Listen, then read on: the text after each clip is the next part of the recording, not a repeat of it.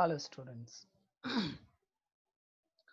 I hope you are doing well in your studies. I hope that you are listening to the videos that I have posted on the WhatsApp group. At the same time, I have posted on the YouTube channel. I hope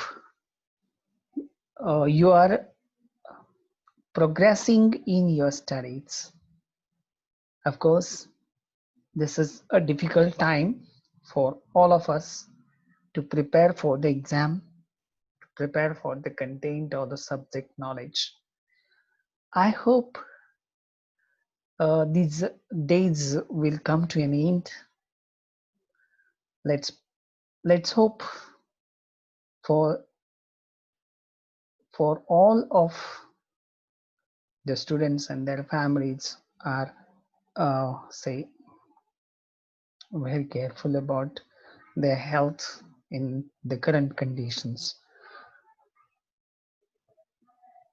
The topic that we discussed in our last lecture was symbol, and we have tried to understand the categories and the background to the symbol.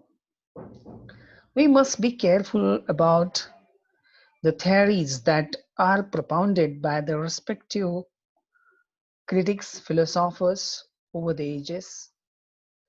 These critics and authors definitely have contributed a great deal to the development of the thought in each and every segment, in each and every term or movement, concept that are related to literature. And it's continuous process.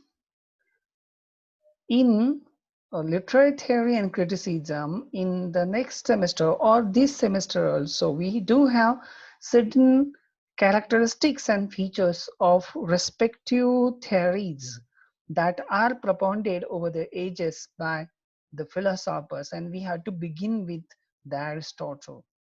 I mean the Aristotle because he was the first recognized critic who wrote theory of literature, and that is what his ideas and concepts as a philosopher or as an author of poetics, we had to recognize his position. What are the expected definitions that was under the current conditions of the time or prevalent conditions of the time? Aristotle utilized those conditions to propound his definition of poetry, nature and function of poetry. So we had to begin with that. But it is a continuous process, as I told you, and right from the Aristotle to the latest new eco-criticism. This is the now undergoing and current conditions. Under the current conditions, the areas or the topic that is under the consideration. There are so many people who are working on eco-criticism, and over the ages in the 20th century, we do have in each every turn of a decade, there is a new so-called critical concept or the movement, right from the new criticism that emerged in the very first decade of the 20th century. So whenever we go through the critical concepts and the ideas and theories, definitely we need to concentrate on the ideas that have arisen, in what conditions, in what prevalent so-called theories, under what influences rather. So there are so many aspects to these so-called writings. So before going into any of the detailed things, we just have to go through in unit first is the next term, that is paradox. So what does it stands for? See, paradox is a statement The statement seems on its own superficial or on its face to be logically contradictory or absurd. That is interpretable, that makes a good sense. So paradox is a kind of a statement. See, it's a simple way. On its surface or superficial, say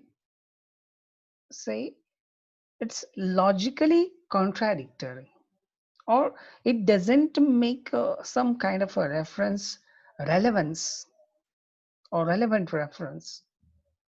It never establishes, but it stands for contradictory. विरोधाभास आपण म्हणतो किंवा विसंगत अशा स्वरूपाचं statement असणं, जे statement परस्पर विरोधी असतं. विरोधाभास त्यामध्ये पाहायला मिळतं, कॉन्ट्राडिक्टरी पाहायला मिळतं. We may have some kind of argumentable say meaning or interpretation. But if we interpret that in a detail, such paradoxical statements makes a good sense. See, there is a very good poem by a sonnet like poem by John Donne, the metaphysical poet of Elizabethan age. At the end of the death be not proud. The end of the poem, one short sleep past we wake eternally, and death shall be no more death, thou shalt die. One short sleep past. Death is not a permanent death. Death is not an end at all. It's a kind of a sleep, a short sleep. Death is one short sleep. If it is past, if it is gone, the sleep is over. आपली झोप झालेली आहे.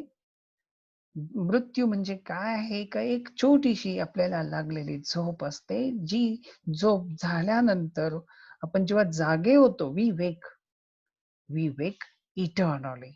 सी, एक आत्मिक जगामध्ये, आध्यात्मिक जगामध्ये, spiritual as मध्ये किंवा स्पिरिच्युअल ह्या जगामध्ये आपण जागृत होत असतो मृत्यूनंतर येणाऱ्या जगामध्ये. So death is just a short sleep, and death shall be no more. It's not a death at all. It's an entry into the another world. That the world is a spiritual world. The world is eternal world.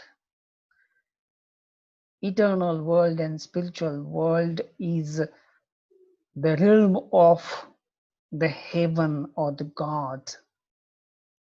So a death is not an end at all. It's a new entry into a new age, new world. Death shall be no more. Death is nothing, anything else.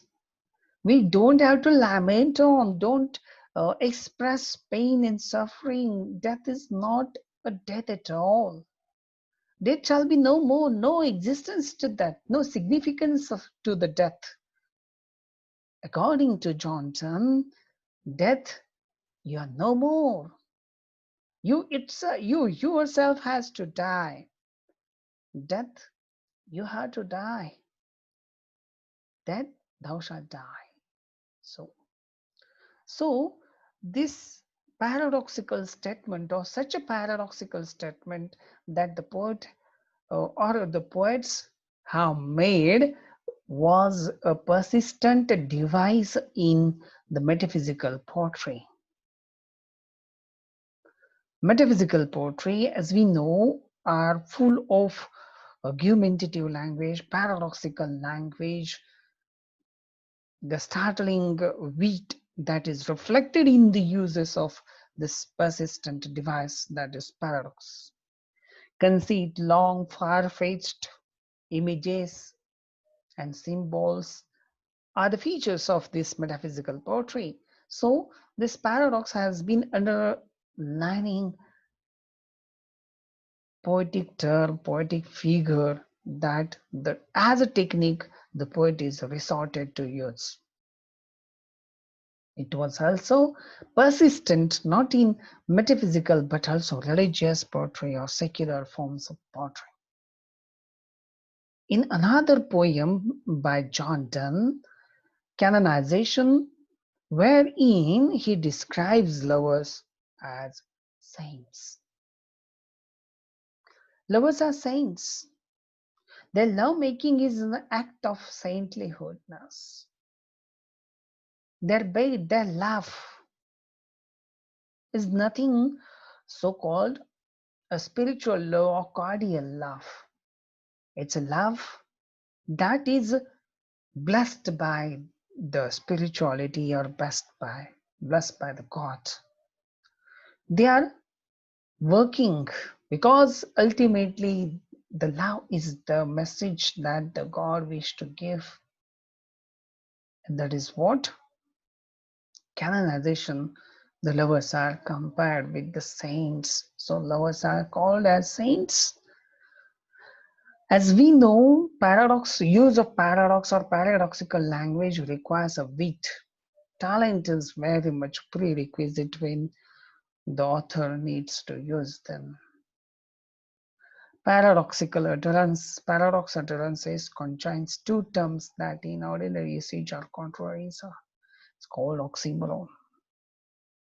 See, if the two terms are paradoxical in their utterances and conjoined by a very short conjunction, such a contrary is reflected in another figure of speech that is oxymoron. And this oxymoron is also the language of paradox. Tennyson, death in life, days that are no more. Death in life, life and death. See, both these terms do reflect that these two terms are opposite, very much opposite to each other. Days that are more. See, life stands for the days that are more and more years to come. In Elizabethan age or poetry, such a beautiful words are say the oxymoron, or we can say paradoxical words have been brought together. Pleasing pains. Pains cannot be pleasing, but pleasing pains. A burn and freeze, which is very much opposite, contradictory. We need to go into detail to interpret with the correct sense and make it much more influential. And definitely by understanding these paradoxical statements we can give, or phrases, we can certainly give the credit to the poet. A burn and freeze. See, burn is temperature, freeze is definitely not related to the temperature, but it indicates this loving hate. See, or how it is so, hate or love, the two worlds are being brought together. See, John Milton, who describes in Paradise Lost, dark with excessive bright, thy skirt appears. See, dark with dark is there, darkness is there, but with excessive bright, and skirts are appearing like a bright and excessive light. So with these, so world's paradise lost has been described. It is not even in case of say Elizabethan poetry, but also the paradox was also a prominent for new critics. New critics, as I told you, is the recurrent mode of literary criticism that reflected in the literature that reflected in the theories, and these theories, these literatures do expand, see, the critical concepts over the 2 decades, we can say. So the new critics were under the leadership of T.S. Eliot and the theory that was propounded by John Crow Rome. We are going to study this new criticism in the second semester. But whatever, new critics have their own emphasis on the words. There is no historical linkages that needs to be established, no biographical linkages, no Marxists or no society. What is on the piece of paper? कागदावर लिहिलेले जे शब्द आहेत त्याच शब्दांवर concentration करून analysis करायचं, understanding करायचं. There is nothing more. So, such was the philosophy of a new critics. Language of poetry is a language of paradox. See, to be much more, say, expressive in the emotional way, definitely the paradoxical statement needs to be utilized in the language of the poetry. And it all stands for the over excessive. So arising, giving a hidden meaning, an expressive force, expressive touch to the writings of this so-called poetry. It's a kind of a deviation from the main subject. It's kind of a deviation from what the writer or the poet is discussing all about. But by using the paradoxical statement, he deviates the reader's attention and concentration. But again, the poet brings the reader back onto the main subject by underlining some of the scoring points. What the poet use? Nothing but poet uses emotional words, empowered words, and such empowered words are there. It's an unresolvable, say, paradox by the new critics. It called them, see, such a kind of a new paradoxical or unresolvable statement is made. It is called as an aporia. So like this, we have this type of things. Okay.